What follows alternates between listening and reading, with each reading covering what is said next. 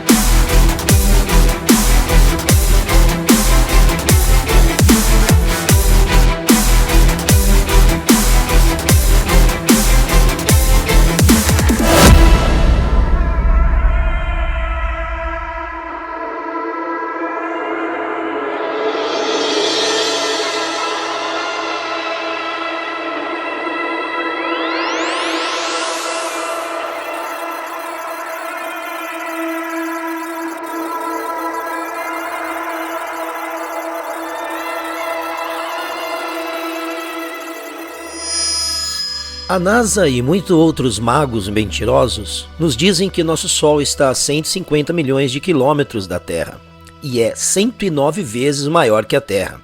No entanto, filmagens amadoras feitas com a ajuda de balões estratosféricos acima das nuvens provam que o Sol não está a 150 milhões de quilômetros de distância ou é maior que a Terra. O que a filmagem de fato mostra é um Sol luminoso local que gera um foco de luz concentrado sobre a Terra. Se estivesse a milhões de quilômetros de distância, esse foco de luz não seria possível. Além disso, se o Sol não fosse uma luminária local, então não teríamos raios solares crepusculares. O ângulo dos raios de Sol que vemos quando a luz atravessa as nuvens não seria possível. Temos milhares e milhares de evidências fotográficas e empíricas de que a luz do Sol se comporta exatamente dessa maneira. Se o Sol estivesse a 150 milhões de quilômetros de distância, seus raios de luz deveriam formar um feixe reto e não ser exibido em raios angulares. Se o Sol está tão longe, então por que ele cresce tanto com apenas um pequeno aumento de altitude na Terra? A 150 milhões de quilômetros de distância, este aumento de altitude deveria ser insignificante ou inexistente. A mudança de tamanho sugere um Sol luminoso local. O que notamos não é um Sol inconcebível que está a 150 milhões de quilômetros de distância de nós, mas na verdade que ele está relativamente perto, percorrendo sua trajetória acima das nuvens. E não é 109 vezes maior que a Terra, mas na verdade muito menor que a Terra. Nossa experiência direta com o Sol e a Lua é que eles são quase iguais em tamanho e possuem formas circulares que percorrem sobre nosso plano estacionário de forma semelhantemente também circular. Os magos cientistas inventam essas teorias complicadas de corpos rochosos perfeitamente esféricos e bolas gigantescas de plasma quente que vêm com distâncias incompreensíveis e cálculos que nos enganam. Qualquer um pode usar seu bom senso para discernir que o Sol e a Lua possuem tamanhos semelhantes e a Lua não é uma bola de pedra. And they just start making stuff up. Yeah. Like that Neil Armstrong guy. Have you seen him on the talk shows? Neil Armstrong, you mean the first man to walk on the moon? Talk about a fish story. Yeah. Man, and they're buying it. Oh, yeah. Yeah.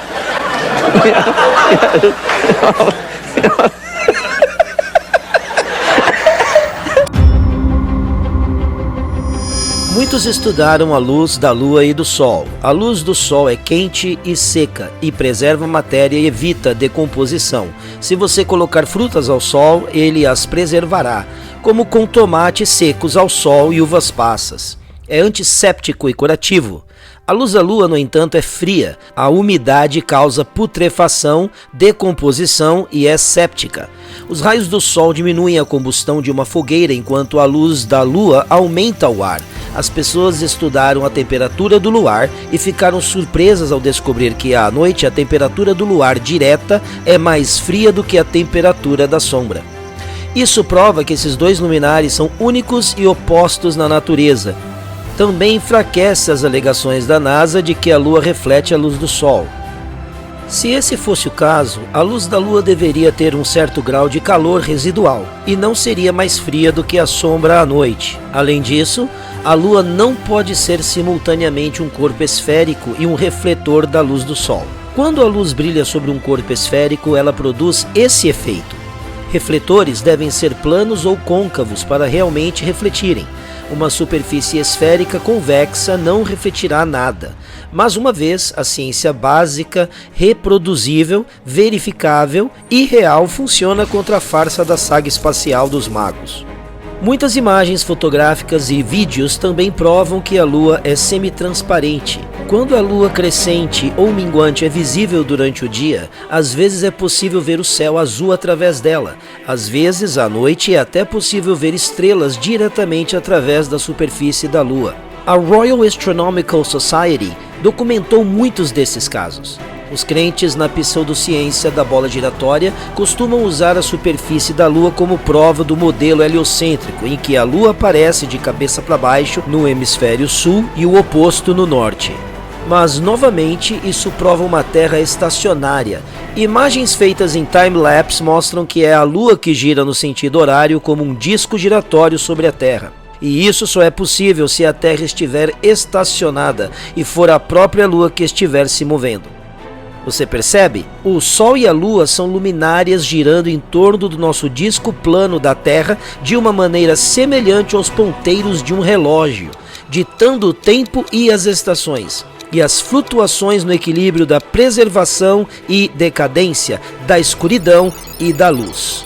De fato, nossa Terra plana é o relógio mais antigo de todos, e é assim que os eclipses solares e lunares são possíveis. O modelo heliocêntrico falha completamente ao estudar eclipses lunares. Para que um eclipse lunar ocorra no modelo do globo, o Sol deve refletir a sombra da Terra na Lua, e todos os três devem estar alinhados em uma cisígia reta de 180 graus. Mas desde o início dos tempos, os eclipses lunares foram observados enquanto o Sol e a Lua estavam simultaneamente visíveis no céu. Além disso, ao analisar os mecanismos de um eclipse solar, o heliocentrismo falso mais uma vez desmorona. Como esta filmagem demonstra, o Sol e a Lua devem ter aproximadamente um tamanho semelhante para que uma coroa de eclipse solar se forme. Representing my sun's source and a penny representing the moon. And as you can see, the flashlight is a lot larger than the penny.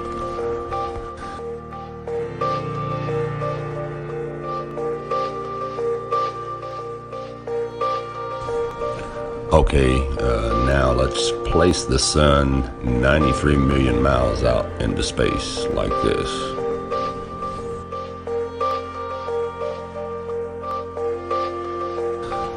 And let's get our penny a lot closer to the camera. Okay, where it's about the same size as a flashlight in perspective. Okay, now that doesn't look right. You can't see the corona. And it just doesn't eclipse. You can still see it light all around. It's not a total blackout. Okay, now I have a side light on the side of this flashlight that just so happens to be the exact same size and diameter as the penny, which is perfect for our next test because the sun and the moon are the same size on a flat Earth. And we'll bring the sun in closer to us as it would be on a flat Earth. Now let's try our eclipse with the moon right underneath the sun.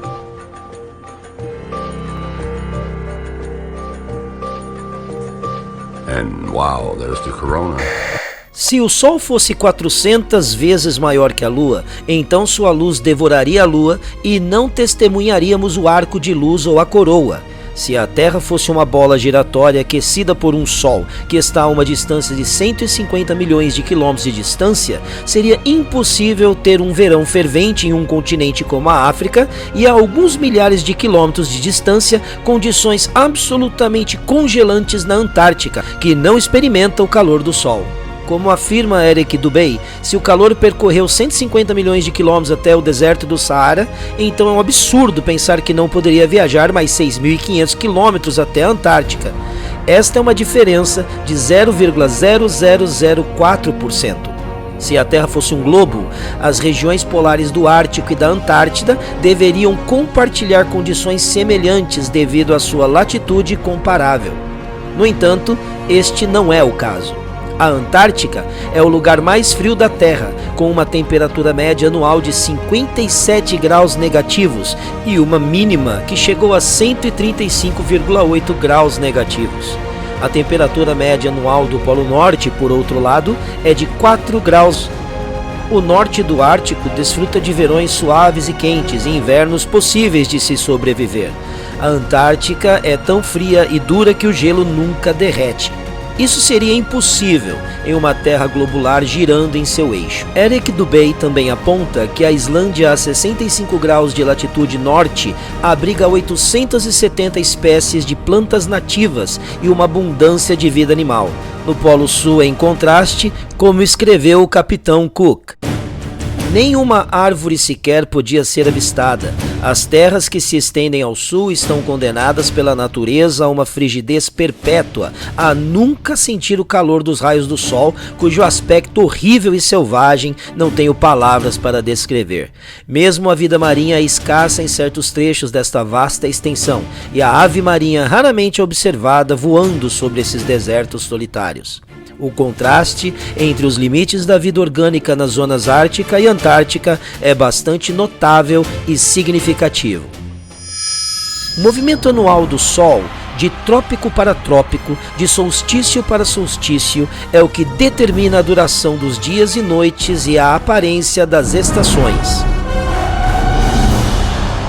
É por isso que as regiões do Equador experimentam condições de verão quase que anuais, e as latitudes norte e sul experimentam estações mais definidas como invernos. O Sol e a Lua não apenas viajam em nossa Terra plana em um grande círculo, mas sim em uma série de círculos, ou o que é melhor entendido como uma mola helicoidal cônica, diferente do movimento que dita uma mudança na estação e na duração dos dias. É por isso que é possível ver o Sol da meia-noite no Ártico, e as imagens em time-lapse mostram que o Sol não se põe, mas circula o polo. Os sacerdotes cientistas mentem e dizem que isso se deve aos polos em cada extremidade do globo esférico e que a Antártica também experimenta um Sol da meia-noite, mas não temos imagens amadoras disso, pois ninguém tem permissão para explorar a região, e todas as imagens oficiais são altamente suspeitas como Photoshop ou manipuladas. Além disso, se houve tal fenômeno na Antártica, então por que nada cresce lá?